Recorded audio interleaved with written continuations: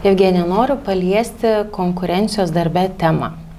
Tai sveika konkurencija, jie organizacijų tikrai skatina ir įsitraukimą darbuotojų, kūrybiškumą, produktyvumą. Mes džiaugiamės, kai sekasi mūsų kolegoms, ar ne? Žodžiu, vieni tik tai pliusai. Bet ateina momentas, kada matom, kad ta konkurencija jau mes stumdomės pečiais ir gaunasi tokia įtampa ir atsiranda tokia nesveika konkurencija.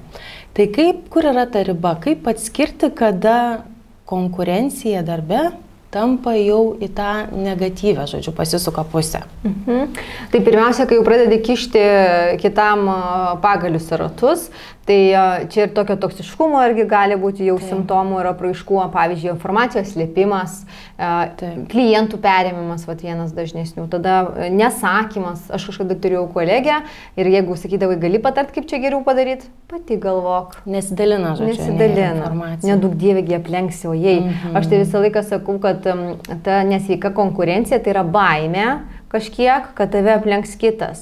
Bet jeigu tu bijai, kad tave aplenks kitas, tai čia ne jo problema, čia yra tavo problema. Taip. Nes jis vis tiek aplenks tave su tavo pagalba ar be, tik kokiu žodžiu jis tave norės prisiminti ir pasisakyti, tai tu jau pats turi save iš vidaus varyti, taip sakant, į priekį, nepaisant visų šitų dalykų.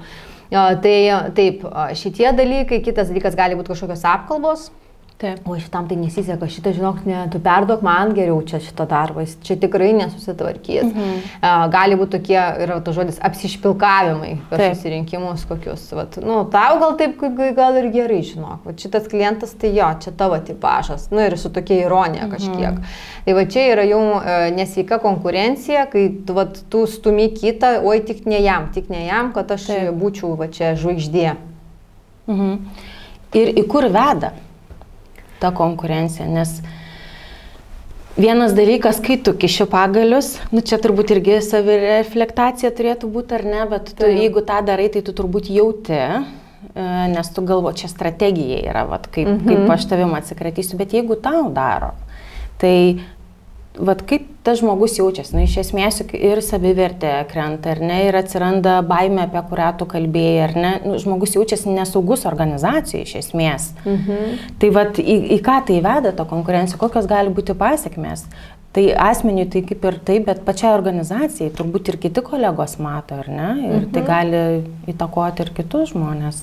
Tai taip, tai aišku, pirmiausia, tai organizacija kenčia, dėl to, kad jeigu kažkas kitam kiša pagalius ir ratus, tai tas kažkas nepasiekė rezultato. Dabar, kol aš kišu pagalius ir ratus, tai ašgi nedirbu. Taip. Ašgi užsiemu visai pašaliniais dalykais. Tai produktyvumas ir organizacijos krenta. Ir aš tai visą laiką sakau pasižiūrėti bendrą paveikslą, kad mes čia organizacijai kišam koją. Aišku, ar darbuotojas, tai jisai taip gal vizualiai bendrai tos organizacijos ne visada mato, jis labiau save žiūri. Ir mes vis kiekvienas gyvenam savam burbule. Bet aišku, čia yra organizacijos kažkokios pasiekmes, tada komanda yra nuolatinė tokia įtampa, tokie žvilgsniai, tylos pauzės, tas nenoras bendrauti, tada tai kuria visą atmosferą mums nepalankia ir tas emocinis fonas tai natūralu, kad jis veikia mus, nes mes kai pykstam, o neretai ta konkurencija ir veda į tokį ir pyktį, ir nepasitenkinimą, tai mes kvailėjam, mūsų tos kognityvinės funkcijos irgi mažėja, tai reiškia ir tai, ką mes patys sukuriam, nėra geriausias dalykas. Tai vienareikšmiškai įtakos turi, sakyčiau, tik neįgiamos visam šitam procesui, ypatingai jeigu ir jinai nesveika konkurencija, ir tada jau reikia galvoti, ką čia su ją daryti šitoj vietoj. Aš esu, net pastebėjus, kad ta konkurencija yra ne tik tai darbe. Tu jau taip įsijauti, kad jeigu kažkas kažkokį hobį, turi, aš ten jau savaitgalį 20 km, tai aš nueisiu 25 km, nes tu stengiasi dominuoti, jau konkuruoti, nes tai yra nesveika konkurencija, jį perauga ir asmeninė dalyką, nes mes darbė vis tiek dalinamės gerdami kavą tam tikrais irgi asmeninė informacija ir tada persikelia irgi. Ir aš matau tikrai, kad žmonėm ir perdegimas greičiau ateina, paskui tos visos pasiekmes ir psichologų pagalbos reikia, nes tu nežinai, kaip su tuo tvarkytis. Tai turbūt vienas iš būdų, kaip, pirmiausia, tai turbūt atpažinti, ar ne, tą žmogų reikėtų, ar ne, pagal tavo irgi išvardintus tuos faktus, kai noras nugalėti, jisai yra, tiesiog už bet ką svarbesnis, ar ne, ir bet kokiom priemonėm. Na, o paskui turbūt kaip elgtis šitoje situacijoje. Tai kalbėtis. Taip. Kalbėtis turbūt. Čia vėl nieko neišrasim naujo. Vėlgi, kaip tu sakei, iš darbo persikėlė į asmeninius. Aš tai sakyčiau, čia iš asmeninio gyvenimo vėl analogiškai persikėlė į darbą. Žiūrint, kurią pusę, žinai, paimsi. Ar ta, kuris kenčia, ar tas, kuris pats yra tas konkuruojantis. Jo, nes yra žmonės, kurie niekada nebuvo pripratę prie tos nesveikos konkurencijos, jie atėjo, pamatė, kas čia vyksta, netinka, nepatinka. Aš tai gal irgi per pavyzdį pasakysiu, kažkada vienoje įmonėje buvo 2 pardavimo komandos ir stiprios, ir ten buvo žmonės, kaip mes sakome, į tikslą stipriai orientuoti ir tugi nenori, kad kita komanda geriau pasirodytų negu tu. Ir tu tada varai, bet tu nesidalini savo know-how su kita komanda. Ir vadovas atėjo ir sako, nu būk tu žmogus, nu tu papasakok tai antrai komandai, kaip tu pasieki tuos rezultatus. Nes kad organizacijai būtų geriau iš esmės. Kad organizacijai būtų geriau ir nuo to, kad tu esi geriausias, pavyzdžiui, nesakau, kad šitos organizacijos atveju, bet tu gali būti geriausias tarp blogiausių. Nori tu toks būti ar ne? Nes, nu, tada gali būti ryklys tarp ten žuvyčių, bet tavo užduotisgi būti vandeninė, o ne akvariume, nes nu su kuo mes lyginamės. Ir jis sako, nu gerai, pasidalinsiu aš tom savo įžvalgom. Ir jis pasidalino, tai pardavimų komandai buvo ten tiek naujienų, sako, čia ir taip galima parduoti, ir taip. Ir šovė tą komandą antrą į priekį. Ir jie tada pradėjo labai taip sveikai konkuruoti. Vat aš tave aplenksiu, bet va čia buvo vadovo tiesiog vienas paprastas dalykas, sako, nu pasidalink, ar tau gaila, sako, ir tau bus geriau, ir įmoniai bus geriau. Tai vat mes kartais turime vėlgi parodyti, žmogus kartais nejaučia to. Ir bendrai, vat kaip tu sakai, strategiją pasirenka, čia dar labai protingas žmogus, kur reflektuoja taip, nesveika konkurencija, bet nori toliau varyti, va čia visas planas, bet čia labiau ateina iš tokių dalykų baimių kažkokių, nes tai principas yra baimė, kad mane aplenks, galbūt vaikystėje sakydavo, turi būti geriausias, negali būti paskutinis, arba atvirkščiai vilkdavaisi gale, tai kiek tu vilksies gale ir tada žmogus bando kažką parodyti, kad užaugęs jau aš galiu. Taip. Ir va tada tos sąmoningumo, aš turiu įtarimą, ten mažai yra. Tai mes kartais turim atsisėsti ir pakalbėti, žiūrėk, nu tu tą ir tą darai, vėl faktai, skaičiai, ką mes laimėm iš to.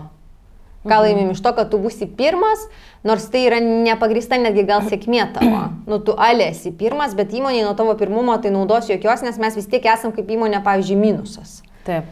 Nes, pavyzdžiui, per mokymus mes darom kartais tokias užduotis, kur reikia laimėti, bet principas yra tas, kad jeigu tu nori laimėti, tai tu turi bendradarbiauti. Komandinis darbas turi būti. Taip. Ir aš kiek darau šitų užduočių, niekada neprasideda komandinio darbo.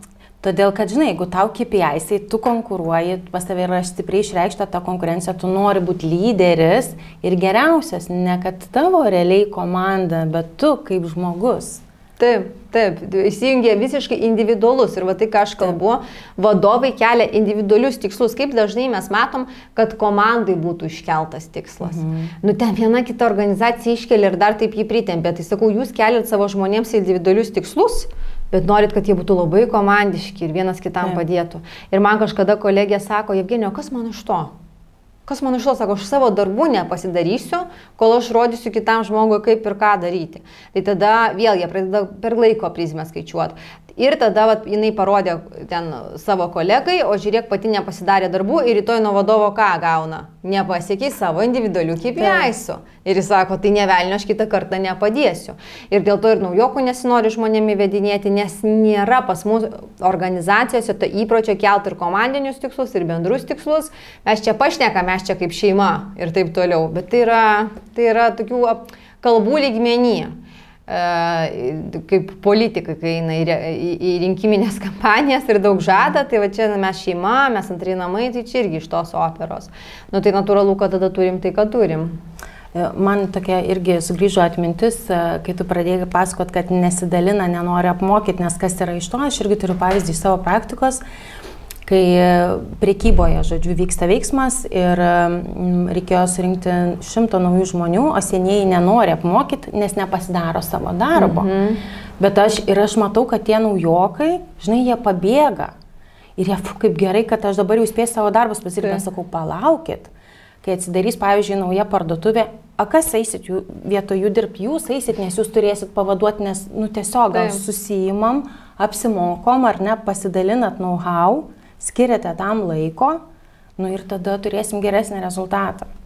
Bet žinai, kad tai pasiektų, reikia tikrai labai daug kalbėti, reikia sąmoningumo, reikia ir pačių tų mokymų tiem žmonėm, kad pažiūrėkit, kur yra pliusai, žiūrėkim ne savęs organizacijos, bet kaip aš suprantu, taip pat žmonės nori žiūrėti į save, į organizaciją iš esmės, nes tu esi savo prioritetas labiau, bet kuriuo tai atveju. Tai vat yra šitos dalykus sudėtinga suderinti kartais įvairiose organizacijose.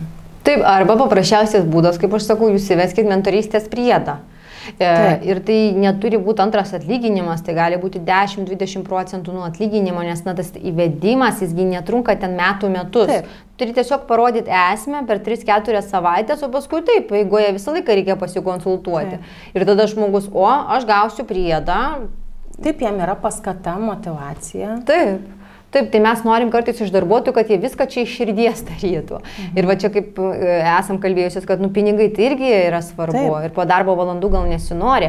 Tai dar gerai, jeigu tas naujokas perims iš tavęs dalį darbo.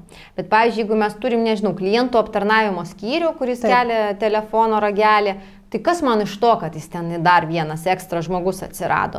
Taip, aš gausiu gal didesnį skambučių kiekį, bet iš principo jis neperima kažkokios esmės, jis neateina man į pagalbą, jis ateina kaip ekstra žmogus. Ir tada jis klausia, tai kodėl aš turiu jį įvedinėti? Kas man iš to? Kokia nauda? Tai vat irgi vienas dalykas kalbėti, bet ir nepamirškim, kad reikia skirti deramą įvertinimą, o ne tik ten ačiū pasakyti. Kiek pati esi susidūrus su nesveika organizacija? Atvejų kokie? Ar tai yra opi problema organizacijose, ar... Šiaip opi problema, daug mes turim dar tų organizacijų su tokia nesveika organizacinė kultūra, aišku, ne tik konkurencija, bet daugelis dalykų, nežinau, kiek tai yra iš to, kad žmonės nežino tiesiog kaip su tuo tvarkytis, o kartais žmonės tiesiog nenori su tuo tvarkytis, net jeigu žino, labai daug pasiteisinimo atsiranda. Ten, pavyzdžiui, nesutvarkyta motyvacinė sistema, neišmokami tinkami atlyginimai, pavyzdžiui, ten veikia kažkokia pažadų kultūra, tai yra daug žadoma, nieko nedaroma ir taip toliau. Tada vėl kažkada vieno organizacijoje dirbau, kai vadovas išeidavo atostogų, tada darbuotojai užsisakydavo, pavyzdžiui, picų savo pietums. Niekada to nedarydavo, kai jis būdavo. Bijodavo. Tai jeigu tu bijai picos užsisakyti į darbą, jau yra sudėtingoka. Mes jau turim labai esminius momentus. Arba bijo, girdi iš balso. Aš tai girdėdavau iš balso, su kuo sveikinasi, su direktoriumi ar su kolega. Tame laba diena yra tiek baimės. Be proto daug. Tai, čia, kai valdoma yra tokio botago principų ir jeigu nebijosi, nieko nebus. Tai taip, tikrai tų organizacijų yra daug, nes tie pavyzdžiai, kuriuos mes girdim rinkoje, vienaragių ir taip toliau, čia yra labiau tokios išimtis. Norėtųsi, kad čia visos tos įmonės tokios būtų, bet dar yra ką veikti. Bet jeigu yra vadovas, kuris skatina konkurenciją, jis mato, kad vienas skyrius ar ne, kad ir nesveikai konkuruodamas varo gerai ir jam tinka, nes neša pinigus, kas tada? Tu vadovo neatleisi, jeigu ir pasakysi, kad žin, kaip čia bus. Ir kartais tas personalo vadovas, ne visada turi tą, žinai, tokią galę pakreipti įvykius.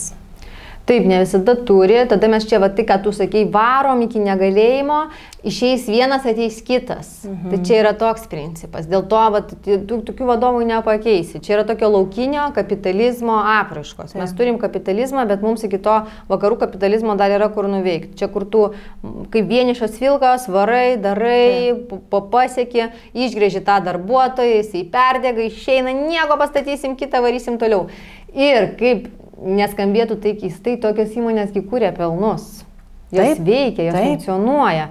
Ir, tai kam aš turiu čia keisti, Dieve, čia Evgenija, Surima tiek šneka apie tokius anokius dalykus, kam to reikia. Viskas veikia. Viskas veikia. Tai mes galim čia kalbėti, kad taip mes prarandam darbuotojus, bet jos vis tiek veikia. Tai čia yra apie tai, ar tu nori būti žmogiškas, užduoti savo klausimą. O kartais būna su vadovais tokiais kalbėti, tai ne jame problema. Jie sako, su manim viskas gerai, čia su darbuotojais problema, jie visada ras pasiteisinimo. Ir kai tu siūlai, tai gerai, pabandom gal konsultantą. Ne, čia tai moteris neįsiu, čia tai per jauna, ne, čia tai nes tu kitos paieškok arba kito. Daug kainuoja. Arba daug kainuoja, nors lyg ir pats prašo, bet kai pasiūlai, suranda N pavyzdžių, kodėl tas netinka.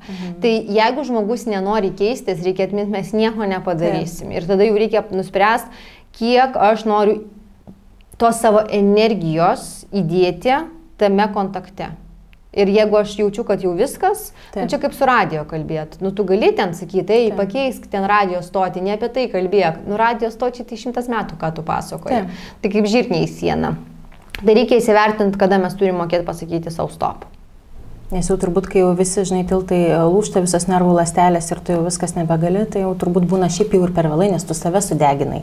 Taip. Dar pradėkim nuo to, o jau iš organizacijos reikėjo išėti anksčiau, jeigu... Jo, nes tu lūžti, ne vadovas lūžta. Ne organizacija, žinai, skęsta laivas, tu jau būni viską. Nes vadovas paskui toliau varo, viskas gerai, bet tu tai lūžti.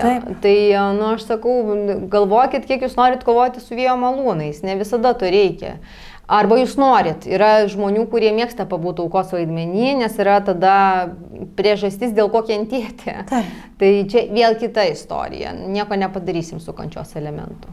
Ačiū tau labai už pokalbį. Ačiū.